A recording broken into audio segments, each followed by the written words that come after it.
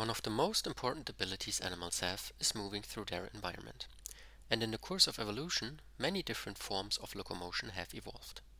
There are animals that can fly in the air, such that can swim and dive underwater, and others that use, for example, bi- or quadrupedal locomotion on land.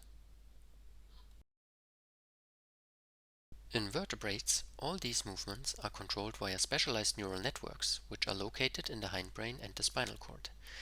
These networks are called central pattern generators, or short, CPGs.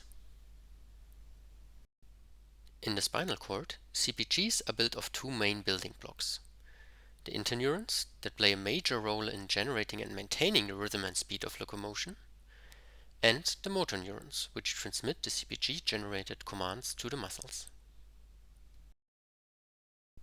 Let's focus on these motoneurons. You probably can imagine that, depending on the animal that you look at, motoneurons transmit CPG activity in very different time domains. Think, for example, of a seagull beating its wings with 2 to 3 Hz and compare that to a hummingbird that has wing beat frequencies of up to 60 Hz. Or an orca whale and a tadpole, which produce undulatory locomotor rhythms of very different frequency for propulsion underwater. And the same is of course also true for land-living animals. Compare for example a cheetah running at speeds over 100 km per hour with a sloth moving not quite as fast.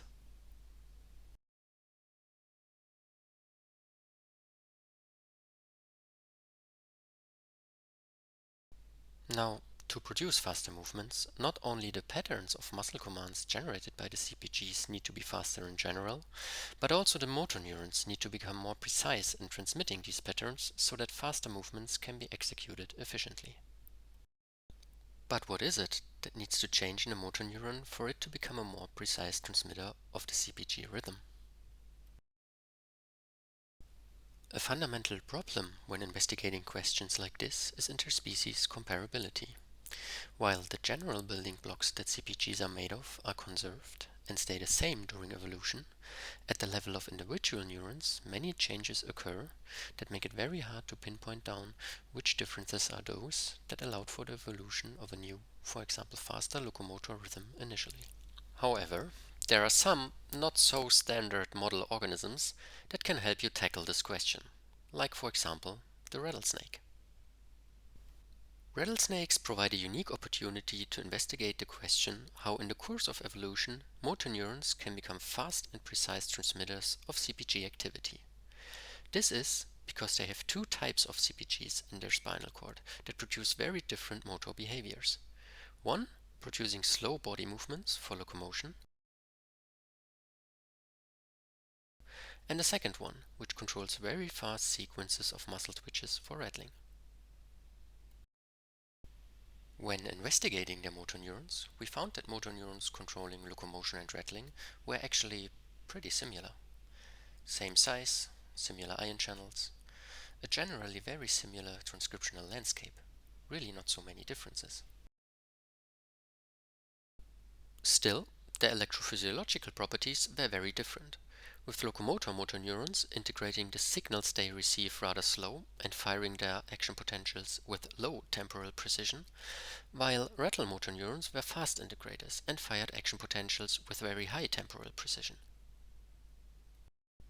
However, when blocking a certain type of potassium channel, the low voltage activated Kv7 potassium channel in rattle motor neurons, their electrophysiological profile shifted towards a locomotor-like pattern, and vice versa, enhancing Kv7 currents of locomotor motor neurons superimposed rattle motor neuron characteristics to their firing behavior.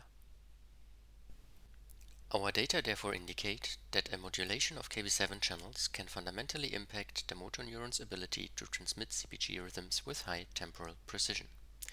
And while we did not find the general expression of ion channels majorly altered between locomotor and rattle motor neurons, other effectors that can alter the channel's functionality, for example by post-translational modifications, that show more significant differences in their abundance when comparing both motor neuron types.